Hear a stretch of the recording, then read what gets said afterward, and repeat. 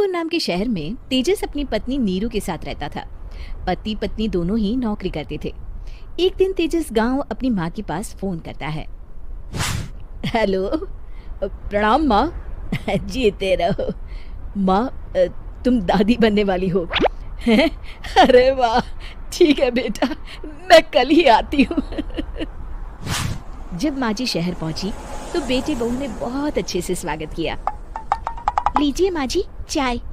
अरे गर्मा गर्म पकोड़े ले आओ माँ के लिए।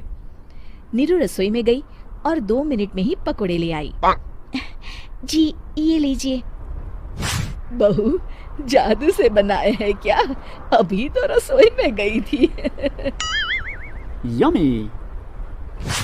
माँ जी, शीला रसोई में पकोड़े तल रही है, मैं बस लेकर आई। हे भगवान, मेरा धर्म भ्रष्ट कर दिया तूने। अब तो गंगा जल से शुद्धिकरण करना होगा।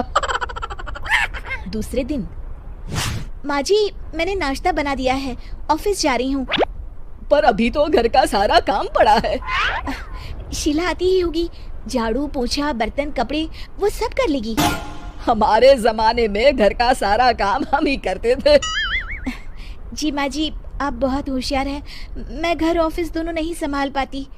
तो जरूरत क्या है घर से बाहर जाकर चाकरी करने की? वैसे भी घर का काम खुद करने से घर में बरकत आती है, समझी? पर माँ जी। पर वर कुछ नहीं, इस महीने की पगार मिले फिर ऑफिस बंद है। हाँ। रात को नीरू तेजस से कहती है, सुनिए जी, माँ जी बोल रही थी कि मैं नौकरी छोड़ दूं। वैसे ठीक ही तो है, अभी तुम्हें आराम की जरूरत है। फिर भी आराम कहाँ, शीला को छुड़ाने के लिए बोल रही थी। तो अब 24 घंटे में इतना काम तो कर ही सकती हो। पर जॉब पसंद है मुझे, घर पर मन नहीं लगेगा। अगले दिन जब दोनों ऑफिस के लिए निकल रहे थे, मेरी तो कोई कीमत ही नहीं है इस घर में। माँ जी, आजकल महंगाई बहुत है, रहन सहन भी बदल गया है, दोनों नौकरी करते हैं तभी ठीक रहता है। अच्छा, तू कहना क्या चाहती है? मेरा बेटा तुझे बिठा के खिला नहीं सकता? तू ही इस घर का खर्च चला रही है, हैं? नहीं माँ जी, मेरा वो मतलब नहीं था। मतलब खूब समझती हूँ, ये बाल धूप में सफेद नहीं किए मैंने। हाँ।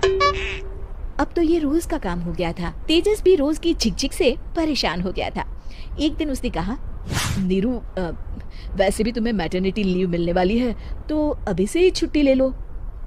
पर क्या, मेरी सैलरी अच्छी खासी है। आखिर नीरू ने रिजाइन कर दिया। जब बच्चा हुआ तो घर में सब बहुत खुश हुए। कुछ दिनों बाद तेजस फाइल देख रहा था। क्या हुआ तेजस, कुछ परेशान लग रहे हो? हाँ, वो हमारी जितनी सेविंग्स थी वो तो हॉस्पिटल में और छठी के फंक्शन में खत्म हो गई है नीरू। और अभी वैसे मंदी चल रही है तो मैं बोल रही थी कल मुन्ना को हेपेटाइटिस का टीका लगवाना है। नीरू, क्या पोस्टपोन नहीं कर सकते? नहीं जी, बिल्कुल नहीं। अब तेजस को समझ में आ रहा था कि उससे गलती हुई है।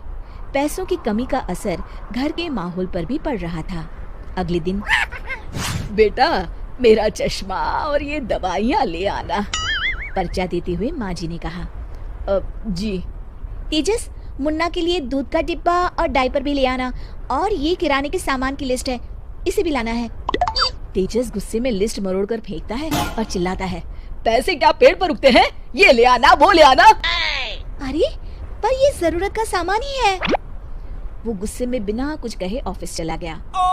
अरे अरे लंच तो ले जाइए। नीरू दौड़कर डिब्बा पकड़ाती है।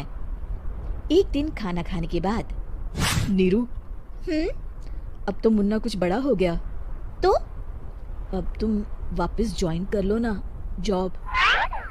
पर इस रिसेशन में जॉब मिलना बहुत मुश्किल है। ट्राई तो करो। फिर मुन्ना?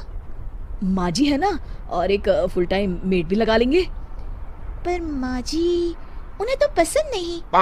तभी माँ जी वहाँ आ जाती है और प्यार से नीरू के सर पर हाथ फेरते हुए बोलती है, अब मेरी समझ में आ गया बहू, पहले के और अब के समय में अंतर है। तुम काम शुरू करो, मुन्ना की जिम्मेदारी मेरी। मेरी प्यारी माँ जी। ये कहकर नीरू उनके गले लग गई। शिक्षा परिवर्तन संसार का नियम है, हमें भी समय के साथ चलना चाहिए। उम्मीद है कि आपको हमारी ये कहानी पसंद आई होगी। कृपया हमारे चैनल को सब्सक्राइब करें और सभी अपडेट्स के लिए बेल आइकन जरूर क्लिक करें। और हाँ, वीडियो लाइक और शेयर करना मत